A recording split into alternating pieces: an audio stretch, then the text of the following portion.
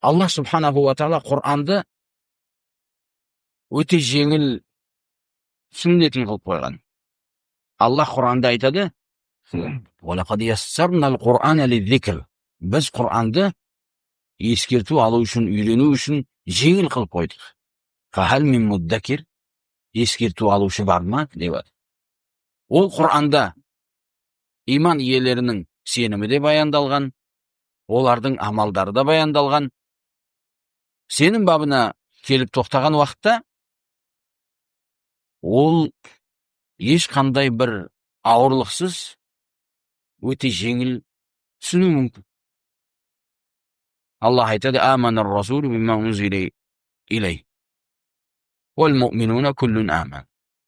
Пайғамбар өзіне түскен нәрсеге иман келтірді. Момындар да иман келтірді. Неге? Амана билла. Аллахқа, ва малаикати, періштелерге, ва кутубихи, кітаптарға, пайғамбарларға иман келтіру өте бір жеңіл нәрсе. Аллах субханаху ва таала Құранда өзін көптеген аяттарда танытқан. Пайғамбарлардың кім екенін білдірген, кітаптардың не екенін білдірген. Сөзсіз ме? Қиямет күні не екенін танытқан. Ол өте бір қиыншылықсыз түсінсе болады. Егер оны ахлі сүнна уал жамаат айыммалары түсінген сияқты түсінсең. Amma bid'at иелерінің түсінігімен түсінетін болсаң, ол уақытта оны тек қана сол bid'at иелері ғана түсінеді. Оны басқа біреу түсіне алмайды. Түсінікті ме жоқ па? Тек қана олар осы бапта bid'at иелерінің өзі ғана түсінеді. Amma қарапайым халық олардың шығарған немесе берген түсініктемесін дұрыстап, жаттатқызып, шарықтап айтқанның өзінде не деп жатқанын аздан аз адам түсінеді. Мысалы, Аллах субханаху ва таала ол жауһар емес дейді, араб емес дейді. Немесе, яғни бұл нәрселер қарапайым халық түсінбейді. Жауһар деген білесіңдер ме не деген? Жауһар дегені сол жауһар дейді тұра берсін онда, иә? Басқа нәрсеге кіріп кетпейік қазір.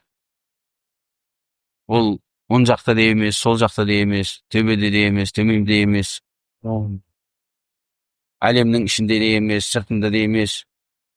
Кім айтқан бұл сөздің бәрін? Аллахтың Құранында бар ма сондай нәрсе? Аллах субханаху ва таала өзіне қатысты болмайтын, айтылу мүмкін емес болған сөздерді Құранда айтып қойған. Ла таъхудуху синату ва ла наум. Хайюн қайюм. Лам ялид ва лам юлад. Айтылған ол сөздер. Бірақ мына бид'ат иелерінің айтып атқан сөздерін Аллаху алам өздерінің көбі түсіне ме жоқ па? Қарапайым халық мүлдем түсінбейді олар. Сол үшін көбі егер олардың айтқан сөзімен жүрсе, өзінің сенімі, өзінің ақидасы, Раббісі кім екенін кейбір уақыттарда жылдар түсінбейді. Раббісін танимын десе, Ибн Аббастың хадисі айтылса, ихфазиллаха яхфазк. Сол хадиспенен Раббісін танып алса болады адам. Соған ұқсаған біраз хадистермен. Жеңіл өте, алхамдулилла. Оны түсіну үшін философтардың қағидалары, олардың заңдары керек емес бізге.